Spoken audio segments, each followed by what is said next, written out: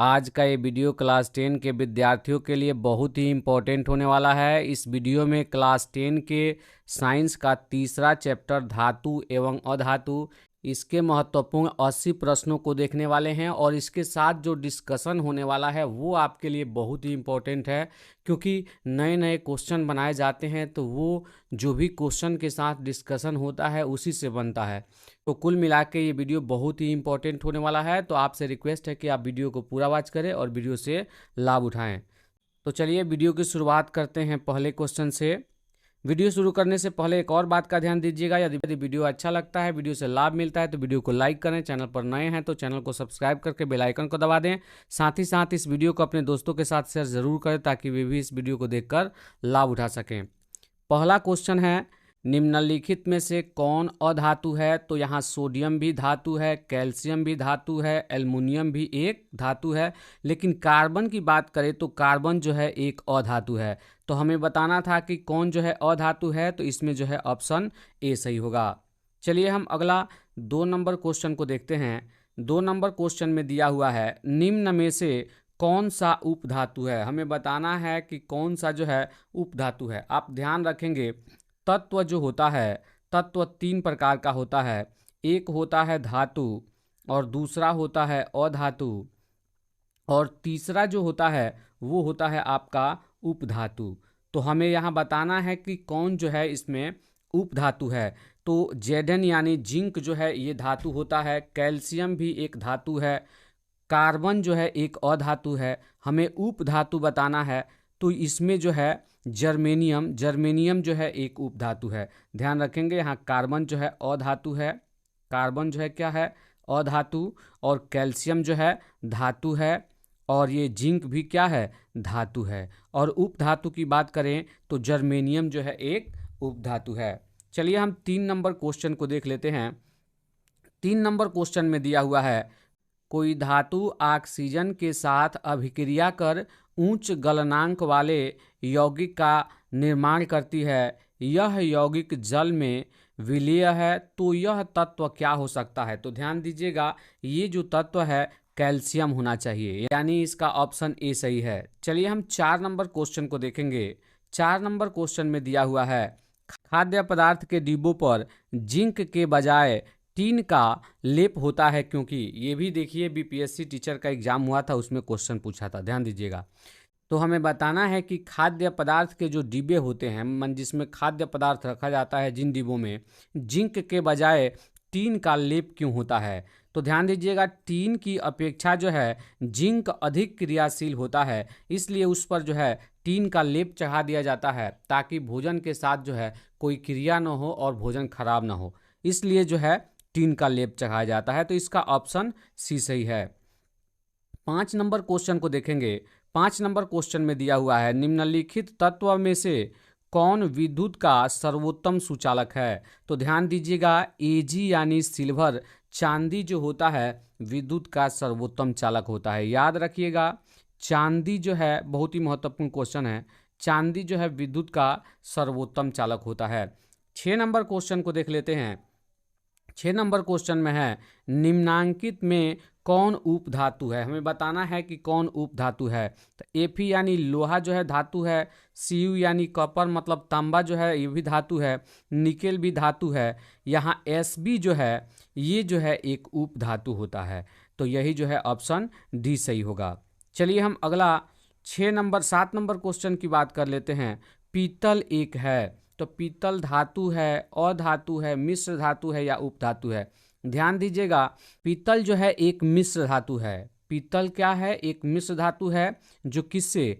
Copper और zinc से मिलकर बनता है, कॉपर और जिंक से मिलकर बनता है। तो ध्यान दीजिएगा, पीतल एक क्या है? मिश्र धातु है जो तांबा और जिंक के मिलने से, जिंक यानी जस्ता के मिलने से बनता है।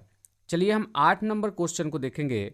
8 नंबर क्वेश्चन में है, निम्न में से कौन आयनिक यौगिक है? हमें बताना है कि इनमें से जो है कौन आयनिक यौगिक है। तो हम CH4 की बात करें तो CH4 जो होता है ये साझेदारी द्वारा जो है यौगिक बनाता है, यानी सह संयोजी यौगिक है। और ये CO2 जो है ये भी साझेदारी द्वारा यौगिक बनाता है। NH3 की बात करें तो ये भी जो है इलेक्ट्रॉनों के साझा द्वारा यौगिक बनाता है। तो तीनों ये जो हुआ, ये हुआ आपका सहसंयोजी यौगिक। लेकिन CaHCl की बात करें तो Ca जो है 2 इलेक्ट्रॉन का त्याग करता है और Cl का यहाँ 2 परमाणु है, देखिए Cl2 लिखा हुआ है, तो ये जो है 1 इलेक्ट्रॉन ग्रहण करता है और 2 परमाणु है तो 2 ग्रहण करेगा, मतलब कैल्शियम 2 परमाणु देता है और Cl 2 परमाणु लेता है।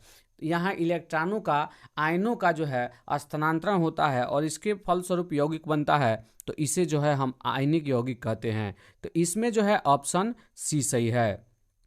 9 नंबर क्वेश्चन को देख लेते हैं। 9 नंबर क्वेश्चन में है, निम्न में से कौन सा पदार्थ ऑक्सीजन से संयोग नहीं करता है। तो गोल्ड आप जानते होंगे, सोना जो है ऑक्सीजन से संयोग नहीं करता है, इसलिए सोना में जंग नहीं लगता है या उसके ऊपर कोई परत नहीं चढ़ता है, और इसी कारण जो है सोने का गहना बनाया जाता है, वो हमेशा चमकता रहता है। चलिए हम अगला 10 नंबर क्वेश्चन को देखेंगे।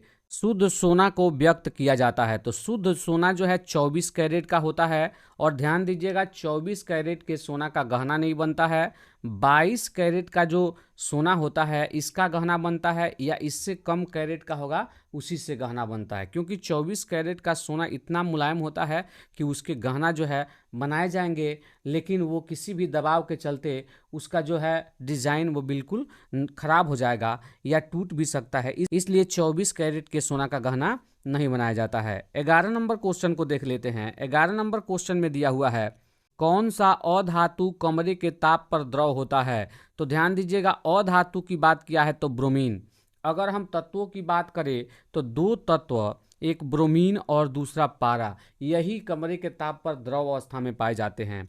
अधातु में जो होता है वो ब्रोमीन जो होता है कमरे के ताप पर द्रव अवस्था में, और धातु की बात करें तो पारा जो होता है ये कमरे के ताप पर द्रव अवस्था में पाया जाता है।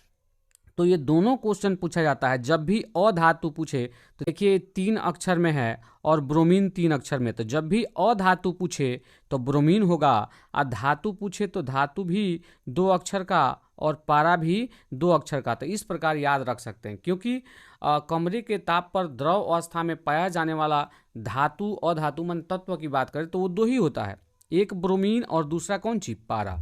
तो अधातु में पूछेगा तो ब्रोमीन होगा, अधातु में पूछेगा तो क्या होगा, पारा। यहाँ पूछा था कौन सा अधातु कमरे के ताप पर द्रव होता है, तो ब्रोमीन। चलिए हम अगला 12 नंबर क्वेश्चन को देख लेते हैं। 12 नंबर क्वेश्चन में दिया हुआ है, सीसा और टीन की मिश्र धातु को कहते हैं। तो सीसा और टीन की मिश्र धातु को सोल्डर कहा जाता है। सोल्डर जो है सीसा और टीन के मिश्र धातु से बनता है। अगला हम 13 नंबर क्वेश्चन को देख लेते हैं। 13 नंबर क्वेश्चन में दिया हुआ है, निम्नलिखित में से किसे चाकू से आसानी से काटा जा सकता है। तो ध्यान दीजिएगा, मैं यहाँ एक ट्रिक बता देता हूँ जिससे आप आसानी से जो है चाकू से काटे जाने वाले धातु का नाम याद रख सकते हैं। तो ये जो है 3 धातु होते हैं, तो इसके लिए आप नकली ध्यान में रख सकते हैं, नकली, राइट। तो नकली अगर ऐसे लिखते हैं तो Na से हो जाएगा सोडियम, K से हो जाएगा पोटेशियम और Li से हो जाएगा लिथियम। ये 3 ऐसे धातु हैं, सोडियम, पोटेशियम K से और Li से लिथियम। ये 3 ऐसे धातु हैं जिसे आसानी से चाकू से काटा जा सकता है। तो इसमें जो है लिथियम ही है, तो यही आपका जवाब होगा। इन तीनों में से कोई भी जवाब हो सकता है। तो नकली आप याद रखिएगा, नकली में Na से सोडियम हो जाएगा, Li से लिथियम हो जाएगा और K से पोटेशियम हो जाएगा। ये 3 धातुएं होती हैं जिसे हम आसानी से चाकू से काट सकते हैं। चलिए हम अगला क्वेश्चन देख लेते हैं। 14 नंबर क्वेश्चन, निम्नलिखित में से कौन अधिक क्रियाशील है। तो जो ऑप्शन दिया गया है इसमें जो है Cu यानी कॉपर, तांबा जो है अधिक क्रियाशील है। चलिए हम अगला क्वेश्चन देख लेते हैं।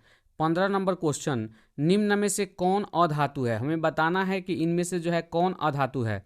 तो Fe यानी लोहा धातु है, एल्युमिनियम जो है ये भी धातु होता है, Au यानी सोना, गोल्ड, ये भी जो है धातु होता है, और यहाँ जो है H हाइड्रोजन है, ये एक गैस है, ये जो है क्या होता है, अधातु होता है। तो यही जो है जवाब होगा, यानी इसका ऑप्शन बी सही है। अगला क्वेश्चन हम देख लेते हैं। 16 नंबर क्वेश्चन। 16 नंबर क्वेश्चन में दिया हुआ है, कार्बन क्या है। तो कार्बन क्या धातु है या फिर क्या अधातु है या फिर उपधातु है या इनमें से कोई नहीं। तो ध्यान दीजिएगा, कार्बन की बात करें तो कार्बन जो है एक क्या है, अधातु है, यानी इसका जो है ऑप्शन बी सही है। अगला हम 17 नंबर क्वेश्चन की बात करें। 17 नंबर क्वेश्चन में दिया हुआ है सिलिका क्या है। तो सिलिका की बात करते हैं। सिलिका जो है धातु है, अधातु है, उपधातु है या इनमें से कोई नहीं। तो ध्यान दीजिएगा, सिलिका एक यौगिक होता है SiO2। तो ये जो है एक यौगिक है। तो यौगिक जो है धातु या अधातु भी नहीं हो सकता है, उपधातु भी नहीं हो सकता है। तो इनमें से जो है कोई नहीं जवाब होगा, क्योंकि ये जो है एक क्या है, यौगिक है। सिलिका क्या है, एक यौगिक है। तो इनमें से कोई नहीं जो है जवाब होगा। 18 नंबर क्वेश्चन को देख लेते हैं। सक्रियता श्रेणी में हाइड्रोजन के ऊपर के धातु अम्लों से अभिक्रिया कर हाइड्रोजन गैस बनाते हैं। यही ऑप्शन बी सही है।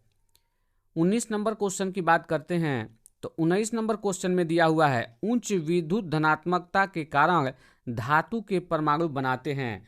उच्च विद्युत धनात्मकता भी धातु के पास होती है और उच्च विद्युत ऋणात्मकता भी होती है। तो ये अधातुओं के पास उच्च विद्युत ऋणात्मकता होती है। तो यहाँ पर जो पूछा गया है उच्च विद्युत धनात्मकता के कारण धातु के परमाणु बनाते हैं। तो धातु के परमाणु क्या बनाते हैं, तो धनायन बनाते हैं। और उच्च विद्युत ऋणात्मकता के कारण वो जो है ऋणायन बनाएंगे। चलिए हम अगला 20 नंबर क्वेश्चन को देख लेते हैं। 20 नंबर क्वेश्चन में है धातु के ऑक्साइड सामान्यतः होते हैं।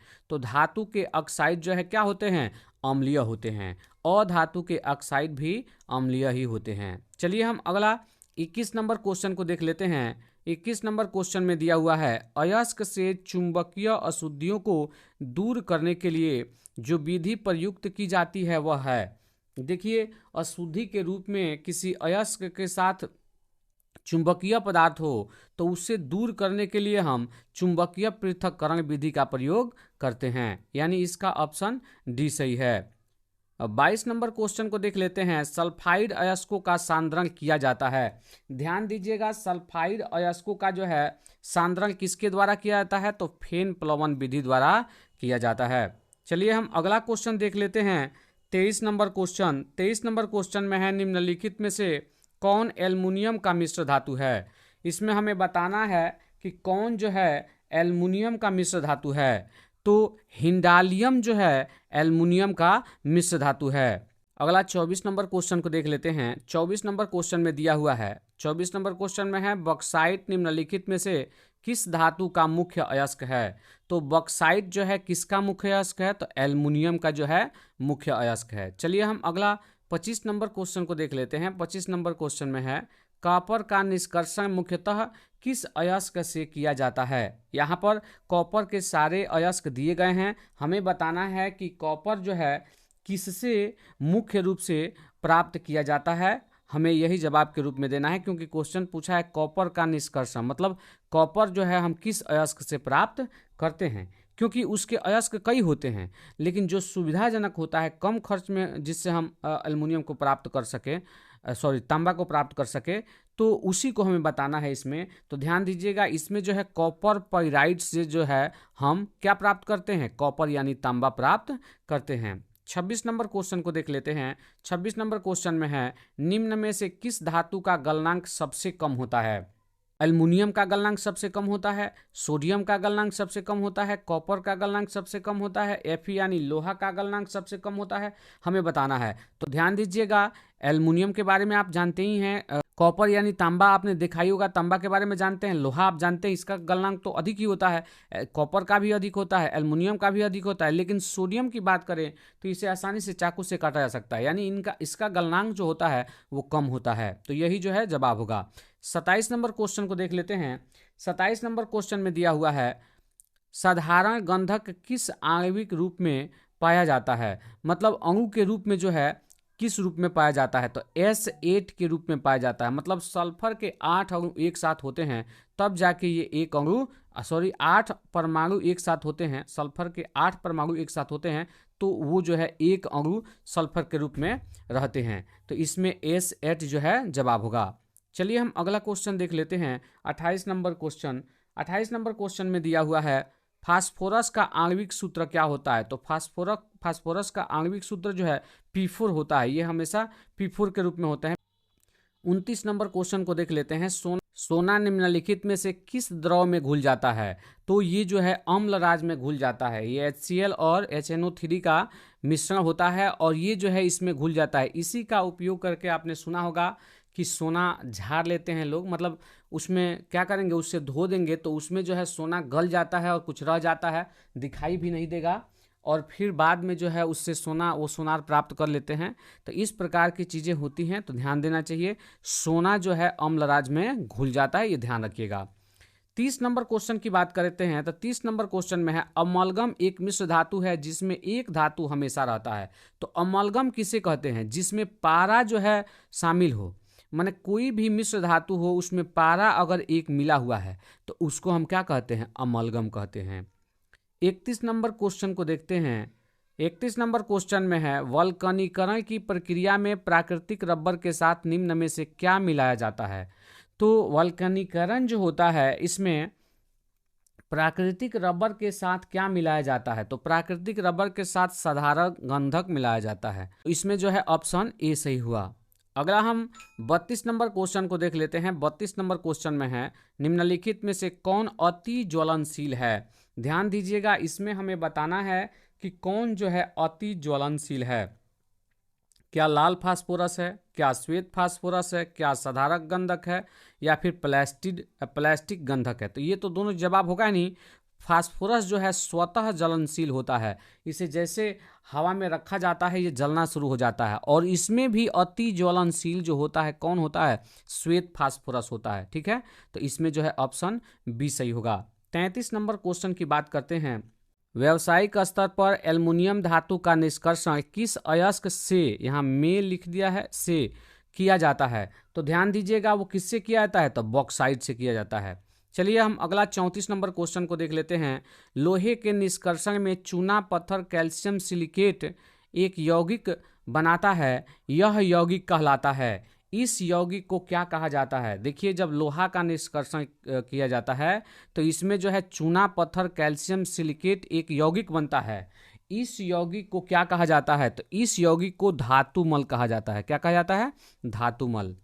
35 नंबर क्वेश्चन को देख लेते हैं। 35 नंबर क्वेश्चन में दिया हुआ है किसी धातु के गुण धर्म का दो या दो से अधिक विभिन्न रूप प्रस्तुतिकरण तत्व की क्या कहलाती है?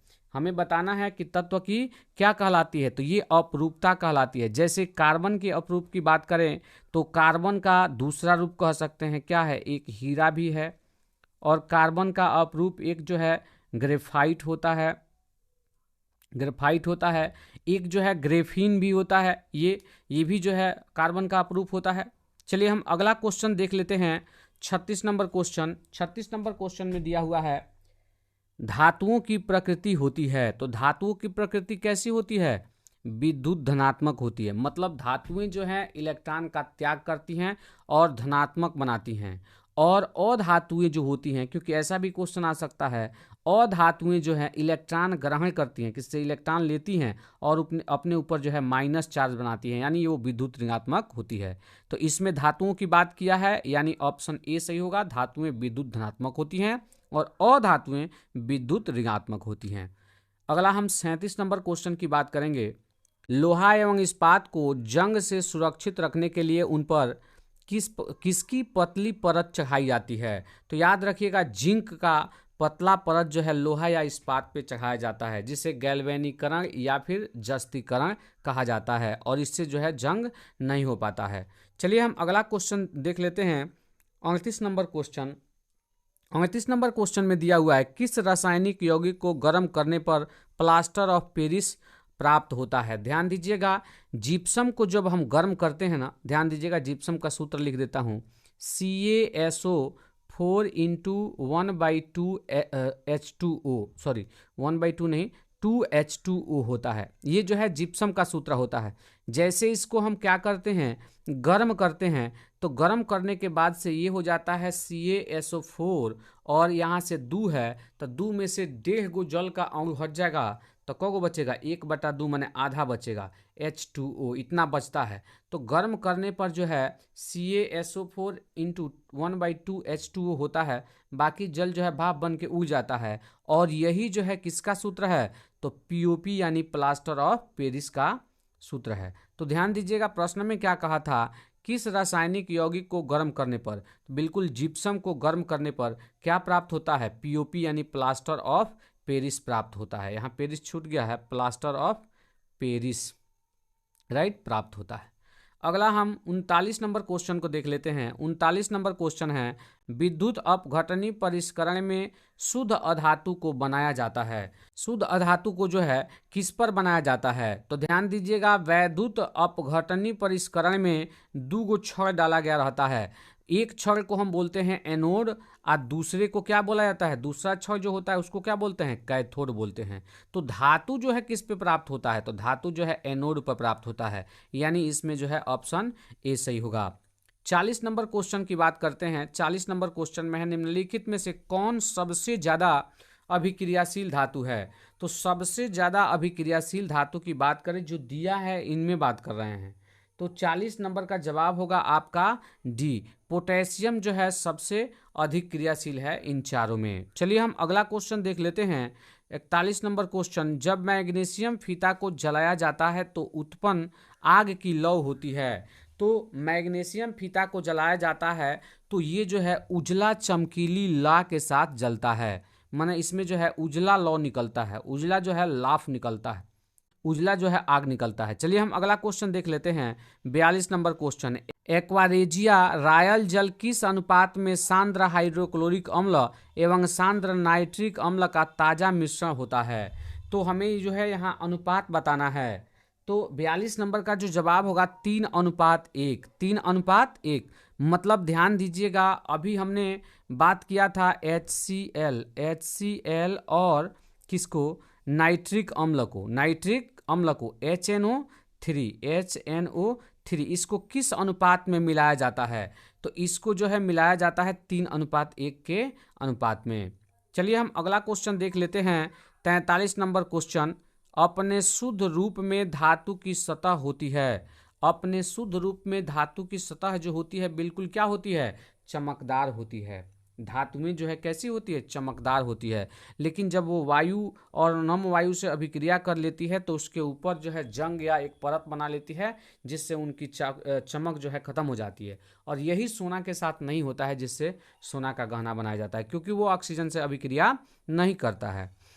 44 नंबर क्वेश्चन की बात करते हैं। 44 नंबर क्वेश्चन में दिया हुआ है, धातु के पतले तार के रूप में खींचने की क्षमता को क्या कहते हैं। तो धातुओं को जो है पतले तार के रूप में बनाया जा सकता है, ये जो है कौन सा गुण है, तो ये जो है तन्यता का गुण कहलाता है। कौन सा गुण कहलाता है, ये तन्यता का गुण कहलाता है, यानी ऑप्शन बी। और आघातवर्ध्य क्या होता है, तो धातुओं को हम पीटते हैं और चादर की तरह पतले होकर फैलते हैं, उसे जो है आघातवर्ध्यता कहते हैं। आघात माने चोट करना और वर्ध्यता माने बढ़ना, चोट करने पर पतला होकर फैले बढ़े, उसी को आघातवर्ध्य कहा जाता है। तन्यता का मतलब वो तनता जाए, उसे पतला हम तार बना सकते हैं, वो तन्यता गुण होता है।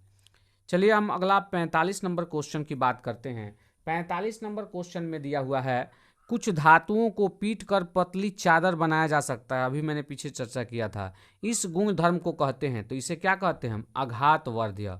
क्या बोलते हैं, आघातवर्ध्य। आघात यानी चोट करने पर वो बढ़े या फैले। 46 नंबर क्वेश्चन को देख लेते हैं। जो धातुएं कठोर सतह से टकराने पर आवाज उत्पन्न करती है उसे हम क्या कहते हैं, यही जो है ध्वनिक कहलाता है, जिसे हम सोनोरस कहते हैं। इसे हम धात्विक ध्वनि के नाम से भी जानते हैं। चलिए हम अगला क्वेश्चन देख लेते हैं। 47 नंबर क्वेश्चन, सबसे अधिक तन्य धातु कौन है। तो यहाँ जो दिया हुआ है सबसे अधिक तन्य धातु जो है सोना होता है। लगभग 1 ग्राम सोना से जो है, लगभग 1 ग्राम सोना से 2 किलोमीटर लंबा तार बनाया जा सकता है। तो आप ध्यान रखिएगा, इसमें इसका जो है तन्यता गुण सबसे अधिक होता है। अगला हम 48 नंबर क्वेश्चन को देख लेते हैं। देखिए उसका जिक्र किया, आ भी गया। 1 ग्राम सोना से कितना लंबा तार बनाया जा सकता है, तो 2 किलोमीटर लंबा तार जो है बनाया जा सकता है। चलिए हम अगला क्वेश्चन देख लेते हैं। 49 नंबर क्वेश्चन, कमरे के ताप पर मरकरी धातु किस अवस्था में पाई जाती है। तो याद रखिएगा, कमरे के ताप पर मरकरी यानी जिसको हम पारा कहते हैं, ये जो है द्रव अवस्था में पाई जाती है। और एक और अधातु में बात करें तो वो जो है ब्रोमीन जो है ये द्रव अवस्था में पाया जाता है। चलिए हम अगला 50 नंबर क्वेश्चन की बात करें। इनमें से कौन अधातु होते हुए भी चमकीला होता है?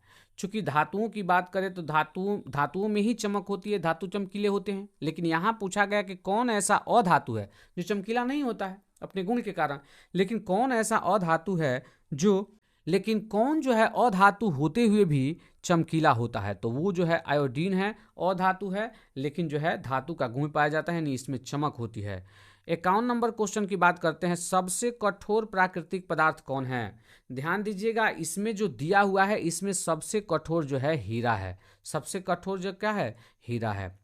52 नंबर क्वेश्चन की बात करते हैं। देखिए, हीरा से भी कठोर पदार्थ की खोज हो चुकी है, लेकिन इसमें जो है जो दिया था उसमें जो है हीरा ही कठोर है, तो उसी को चुनेंगे।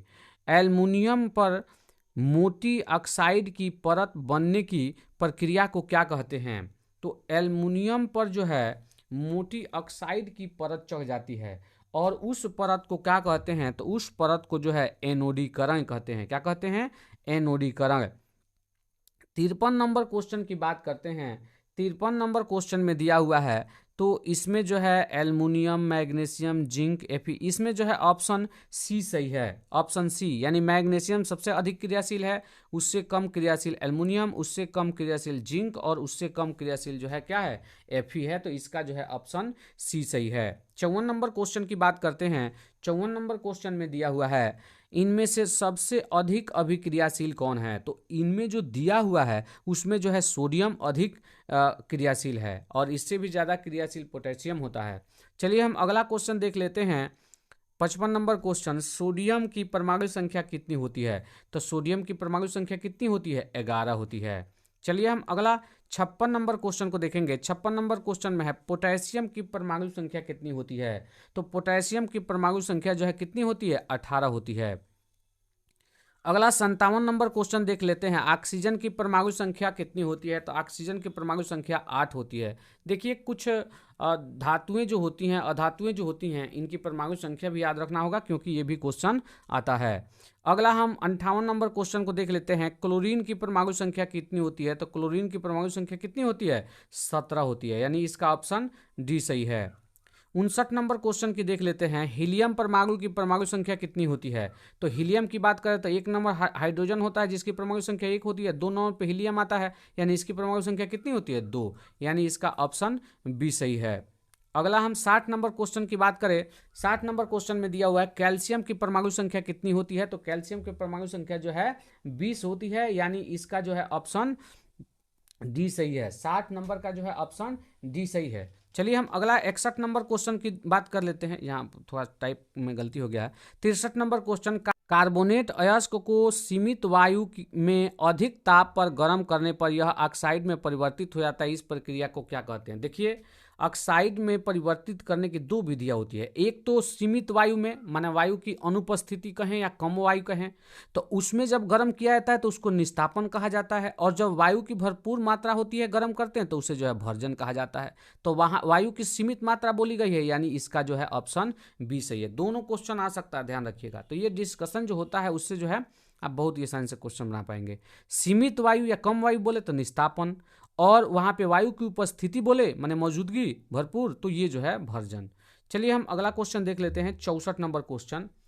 64 नंबर क्वेश्चन में दिया हुआ है, सल्फाइड अयस्क को वायु की उपस्थिति में अधिक ताप पर गर्म करने पर ऑक्साइड में परिवर्तित, तो इस प्रक्रिया को क्या कहते हैं? वही पीछे वाला जो हम लोग दोनों क्वेश्चन को डिस्कस कर रहे थे, तो वो क्वेश्चन आ गया, तो उसे जो है भर्जन कहते हैं। 65 नंबर क्वेश्चन को देख लेते हैं। 65 नंबर क्वेश्चन में दिया हुआ है, लंबे समय तक आर्द्र वायु में रहने पर लोहे पर भूरे रंग की पत्रकी, वही भूरे रंग की परत कह सकते हैं, परत पदार्थ की परत चढ़ जाती है, जिसे क्या कहते हैं? तो उसी को तो जंग कहा जाता है। लोहा जो है नम वायु के संपर्क में रहने से लोहा जो है जलता है, लोहा का दहन होता है, और उसके ऊपर जो है एक परत भूरे रंग का चढ़ जाता है ना, जिससे हाथ फेरने पर झरने लगता है, उसे क्या कहते हैं? हम जंग कहते हैं। चलिए हम अगला 66 नंबर क्वेश्चन को देखेंगे। 66 नंबर क्वेश्चन में है, अयस्क से धातुओं का निष्कर्षण तथा उसका परिष्करण कर उपयोगी बनाने के प्रक्रम को क्या कहते हैं? तो धातुओं का निष्कर्षण करके या धातुओं को अयस्कों से प्राप्त करके हम उपयोग में लाते हैं, और इसे जो है हम क्या कहते हैं, इसे जो है धातु कर्म कहते हैं। कहने का मतलब जो है अयस्कों से धातुओं को प्राप्त करना जो है धातु कर्म कहलाता है। यहाँ गलत हो गया है, धातु कर्म होता है, क्रम नहीं, धातु कर्म। चलिए हम अगला 67 नंबर क्वेश्चन को देख लेते हैं। जंग रोधी स्टील क्या है? तो जंग रोधी स्टील बनाया जाता है, स्टील बिल्कुल मिश्र धातु होता है। स्टील किस क्या होता है? मिश्र धातु, लोहा और कार्बन का मिश्रण, ये जो है स्टील होता है। चलिए हम अगला क्वेश्चन देख लेते हैं। 68 नंबर क्वेश्चन। 68 नंबर क्वेश्चन में दिया हुआ है सबसे अधिक विद्युत ऋणात्मक तत्व है। तो सबसे अधिक विद्युत ऋणात्मक तत्व जो है वो क्या है? फ्लोरीन है, यानी 68 का बी सही है। 68 का कौन सही है? बी सही है। चलिए हम अगला क्वेश्चन देख लेते हैं। 69 नंबर क्वेश्चन। 69 नंबर क्वेश्चन में दिया हुआ है क्रायोलाइट किस धातु का अयस्क है? तो क्रायोलाइट जो है एल्युमिनियम का एक अयस्क है। क्रायोलाइट किसका अयस्क है? एल्युमिनियम का एक अयस्क है। 20 नंबर क्वेश्चन की बात करते हैं। 20 नंबर क्वेश्चन में दिया हुआ है निम्नलिखित में से सबसे कम अभिक्रियाशील कौन है? तो देखिए एक क्रियाशीलता श्रेणी होता है, उसे जो है आप देख लेंगे एक नज़र तो ये सारे क्वेश्चन बन जाएगा और इस तरह के क्वेश्चन आते हैं, तो ये ध्यान रखिएगा। इसमें जो है सबसे कम अभिक्रियाशील की बात करें तो वो जो है लोहा, जो दिया हुआ है उसमें हम बात करते हैं। चलिए हम अगला क्वेश्चन देख लेते हैं। 71 नंबर क्वेश्चन। 71 नंबर क्वेश्चन में दिया हुआ है निम्नलिखित में से किस धातु को चाकू से आसानी से काटा जा सकता है? तो इसमें जो है सोडियम को चाकू से आसानी से काटा जा सकता है। मैंने बोला था याद करने के लिए, नकली, NaKli, है ना। Na से सोडियम, K से पोटेशियम और Li से लिथियम, इन तीनों को आसानी से चाकू से काटा जा सकता है। तो इसमें जो है सोडियम है, तो सोडियम जवाब होगा। तीनों आ जाएगा ऑप्शन में, तब हम इनमें से सभी भी कर लेंगे। लोहा के फ्राइंग पैन में जंग से बचाने के लिए निम्न में से कौन सी विधि उपयुक्त है? तो लोहा से बचाने के लिए क्या किया जाता है फ्राइंग पैन में, जिसमें मछली वगैरह का फ्राई करते हैं, उसकी बात की जा रही है, या अंडा वगैरह तालते हैं, बनाते हैं, ये सब चीज़ें। तो 72 नंबर क्वेश्चन का जवाब क्या होगा? 72 नंबर क्वेश्चन का जवाब होगा डी, इनमें से सभी, है ना, इनमें से सभी जवाब होगा। चलिए आगे हम बात करते हैं 73 नंबर क्वेश्चन की। 73 नंबर क्वेश्चन में दिया हुआ है निम्नलिखित में से सबसे भारी धातु, तो सबसे भारी धातु का नाम आए तो यूरेनियम, याद रखिएगा, यूरेनियम जो है सबसे भारी धातु होता है, और सीजियम जो है यहाँ पर हल्का धातु होगा। चलिए हम अगला क्वेश्चन देख लेते हैं। 74 नंबर क्वेश्चन। जस्ता का अयस्क है, मतलब जस्ता किससे प्राप्त किया जाता है? तो जिंक ब्लेंड से प्राप्त किया जाता है। तो जिंक ब्लेंड जो है जस्ता का अयस्क है। चलिए हम अगला 75 नंबर क्वेश्चन को देख लेते हैं। सिलिकॉन एक क्या है? ध्यान से सुनिएगा, सिलिकॉन जो है एक अधातु है, याद रखिएगा, सॉरी उप धातु है। सिलिकॉन क्या है? तो सिलिकॉन जो है एक उप धातु है, यानी इसका ऑप्शन सी सही है। अगला 76 नंबर क्वेश्चन को देख लेते हैं। आभूषण बनाने वाला सोना होता है। ध्यान दीजिएगा, आभूषण बनाने वाला सोना होता है। शुद्ध सोना की बात करें तो शुद्ध सोना 24 कैरेट का होता है, लेकिन उसका गहना नहीं बनता है, 22 कैरेट का सोना का गहना बनता है। अब तो मिक्स करके पता नहीं, बहुत कम कैरेट के भी बना देते हैं। 77 नंबर क्वेश्चन की बात करते हैं। तो 77 नंबर क्वेश्चन में दिया हुआ है निम्न में से कौन सा उत्कृष्ट तत्व है? तो आर्गन जो है उत्कृष्ट तत्व है, एक निष्क्रिय गैस है, राइट। तो इसमें ऑप्शन सी सही है। 78 नंबर क्वेश्चन की बात करते हैं। 78 नंबर क्वेश्चन में दिया हुआ तांबा एवं टीन के मिश्र धातु को क्या कहते हैं? तांबा और टीन के मिश्र धातु को क्या कहते हैं? तो कांसा कहते हैं। कांसा जो है एक मिश्र धातु है, जो किससे किससे मिलकर बनता है? ताम्र यानी तांबा से और टीन से। चलिए हम 79 नंबर क्वेश्चन को देख लेते हैं। 79 नंबर क्वेश्चन में दिया हुआ है, 79 नंबर क्वेश्चन में सोना की परमाणु संख्या है। हमें यहाँ बताना है कि सोना की परमाणु संख्या कितनी है। तो सोना की परमाणु संख्या 79 होता है। 80 नंबर क्वेश्चन को देख लेते हैं। कमरे के ताप पर द्रव अवस्था में रहने वाली धातु है। तो जब भी धातु की बात करें तो क्या होगा? पारा। अधातु की बात करें तो क्या होगा? ब्रोमीन, याद रखेंगे। अधातु जो द्रव अवस्था में पाई जाती है वो क्या होगा? ब्रोमीन। चलिए हम 81 नंबर क्वेश्चन को देख लेते हैं। 81 नंबर क्वेश्चन में दिया हुआ है, और 2-3 क्वेश्चन है। सिल्वर क्लोराइड का रंग कैसा होता है? 81 नंबर क्वेश्चन में बहुत ही महत्वपूर्ण है, सिल्वर क्लोराइड का रंग कैसा होता है? श्वेत होता है। 82 नंबर क्वेश्चन की बात करते हैं। गंधक की परमाणु संख्या यानी सल्फर की परमाणु संख्या कितनी होती है? तो गंधक यानी सल्फर की परमाणु संख्या 16 होती है।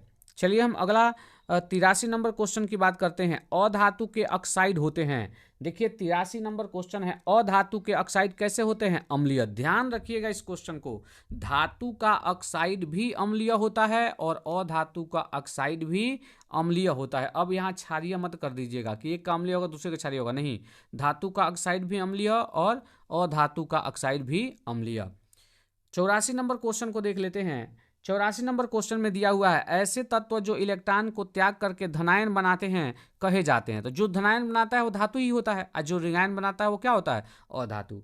चलिए हम 85 नंबर क्वेश्चन की बात करते हैं। स्टेनलेस स्टील में लोहे एवं कार्बन के अलावे अन्य तत्व रहते हैं। मतलब स्टेनलेस स्टील जो बनाया जाता है उसमें लोहा और कार्बन तो मिलाया ही जाता है, इसके अलावा और क्या मिलाया जाता है? तो निकेल और क्रोमियम को मिलाया जाता है। स्टेनलेस स्टील बनाते समय लोहा और कार्बन के साथ क्या मिलाया जाता है? निकेल और क्रोमियम मिलाया जाता है। तो ये इस वीडियो का अंतिम क्वेश्चन था। इसी प्रश्न के साथ आज का ये वीडियो यहीं पे समाप्त होता है।